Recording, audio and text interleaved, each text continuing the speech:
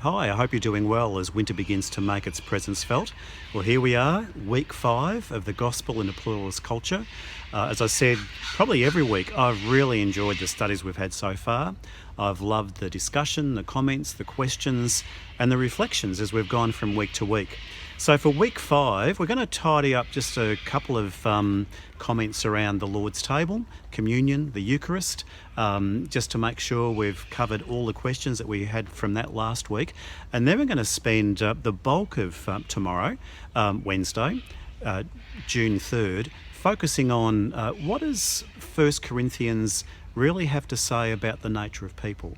We've spent some time looking at the cross and the Holy Spirit and Holy Communion and the issues that Paul has. But one of the key things that comes up in 1 Corinthians is, I don't know whether you've noticed, but people can be an absolute pain in the neck.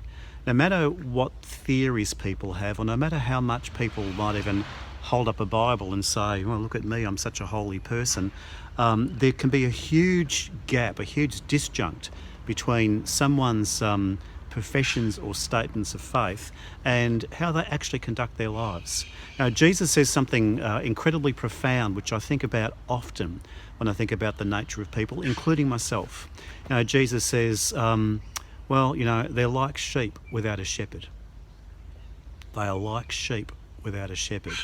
It's an important thing to realise that human beings are a herd kind of creature. Out of our creation, we're made to listen to the Lord, Father, Son, Holy Spirit. We're created to listen to each other. And in the absence of a good shepherd, what usually happens, we'll either try to be the shepherd and the boss ourselves and force others to follow us, or we'll attach ourselves to some kind of a movement, some framework, some philosophy, some form of thinking, so we feel that we're actually part of a herd, of a flock of sheep that are bigger than ourselves. Now, Jesus is really, really right. We are sheep. And without a shepherd, we will follow absolutely anything, anywhere. Human history shows how far that following goes. We follow people who don't deserve to be followed. We follow people who'll take us off any kind of a cultural cliff. We'll follow people just because we want to feel significant. We'll follow people who'll tell us that, we're the right ones and everybody else is wrong. So when Paul begins to speak into the Corinthian church, and as he really wrestles around with, what kind of a people will you be? And in this city of Corinth, with all these other belief systems and all these different ways of worshipping and all these different gods and all these different temples, you are the little church of Jesus Christ, a new community, a new kind of neighbourhood. So what kind of people will you be? What kind of leader will you follow? Will you be the kind of people who hold really close to the Good Shepherd? Or will you be the kind of people who will just attach yourselves to some other kind of shepherd, some other kind of leader? For Paul himself, he agonises over, he describes himself pretty much as an ordinary kind of person. He compares himself to those who he calls the super apostles. The super apostles who roll into town with their big visions and their big dreams and, give all your money here and come and listen to my eloquent speech and look at how amazing I am.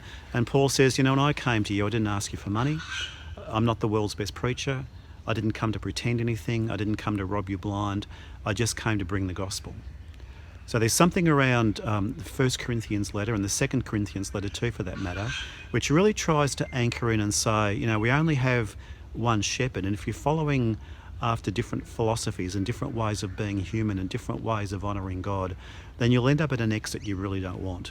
And you'll end up forming a community that's really not a community of good news or good anything.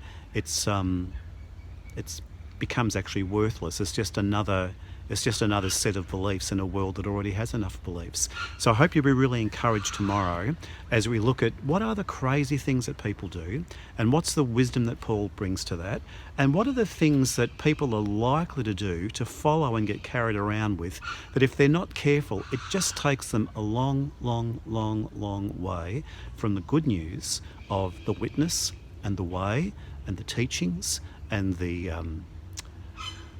just the way of life that Jesus brings. So, hope to see you tomorrow at 1 p.m. on Wednesday for week 5. We'll see you then. What is wrong with people? Oh my goodness. Watch the news and bring your insights tomorrow as we ponder why are people so prone to follow anything. We'll talk more. See you tomorrow. Bye-bye.